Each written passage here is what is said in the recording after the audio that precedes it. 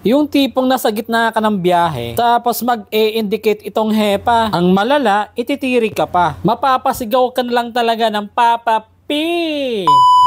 For today's vlog mga katropa, Aerox 155 muna. Naranasan mo na ba sa biyahe na biglang lumalabas itong check engine? Minsan sa pagmiminor, lumalabas din. Tapos kakapusin na siya ng kuryente. Kaya nung Martes, tayo ay nag-home service. Pagkalabas ng trabaho, dito na tayo dumiretso. Wala pa kasing tayong shop sa ganitong mga serbisyo. Alas 8 nga ng gabi tayo nag-umpisa. At nung binaksan ko ang kanyang flywheel, ito ang aking nakita. Medyo kulang sa baon itong magneto. Tapos yung kanyang tinggil, medyo mahiyain. Tinggil din ba ang tawag ko dyan mga katropa? Comment down below, bahala na kayo.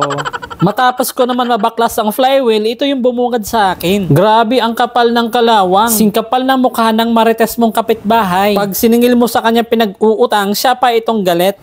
Maraming dahilan kung bakit lumalabas ang error 12 at check engine. Siyempre, ang pinakauna dyan, itong kalawang. Yung iba naman, yung stator mismo sunog. Sakit, sunog. Minsan din yung CKP nasisira at yung sakit ng CKP. Pwede rin mag-cause ng error 12 at check engine itong ignition coil, spark plug at fan belt, wiring at pinakalast yung makina, syempre. Kung sakaling nakaranas kayo ng check engine at error 12, huwag kayong bumili agad ng piyesa. Maalay nyo, hindi naman talaga yung parts or sensor ang may problema. Katulad ng ginawa ko dito, pinagsisilsil ko lang naman ang kanyang makapal na kalawang.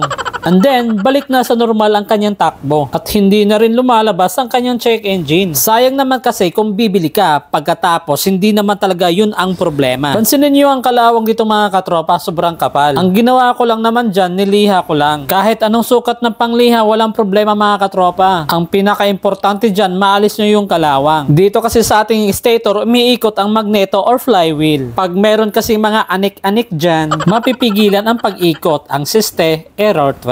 Para sigurado na wala nang magiging problema, nag-double check ako sa tatlong wire ng stator. Pwede kasi itong dahilan ng kanyang malfunction. Wala namang indication dito na sunog. Dahil quality servisyo ang aking moto, hindi ko hinayaan ang aking antok at pagod. Kaya yung 6 na wire ng CKP, ako ay nag-double check. Inisip ko baka may putol or may lost connection. Kaya ginamitan natin yan ng multimeter. Hindi ko lang nakunan ng video. After ng wiring ng CKP, tinesting ko naman ng multimeter itong tatlong wire ng stator. Wala naman ako nakitang problema sa linya. At doon sa sakit ng ECU, walang indication ito ay pasunog. After ng CKP at stator mga katropa, nag-double check naman ako sa linya ng ignition coil, yung brown wire at orange wire. Yung brown, nagkakaroon naman ito ng supply. Pag ino-on, ang susian. Pagdating naman sa orange wire, hindi naman ito putol. So ang conclusion, wala dito sa wirings ang problema mga katropa. Doon lang mismo sa stator. Dahil hindi nga consistent ang paglalabas nitong check engine, sabi ko kay tropa, i-monitor na lang natin. Halimbawa, ngayong araw, lumalabas siya. Tapos pag pinatay at pinaandar ulit, nawawala. Tapos bibiyahe na naman, pagkatapos mamaya-maya, check engine na naman. Tapos in the next day, walang check engine. So hindi talaga siya malalaman kung kailan siya lumalabas. Kaya ito ang nakakabad trip sa getong mga problema. Kaya sabi ko sa kanya, tropa, bukas message ka kung may problema pa ba. Tapos, ito ang kanyang reply. Mapapaayi ka na lang talaga.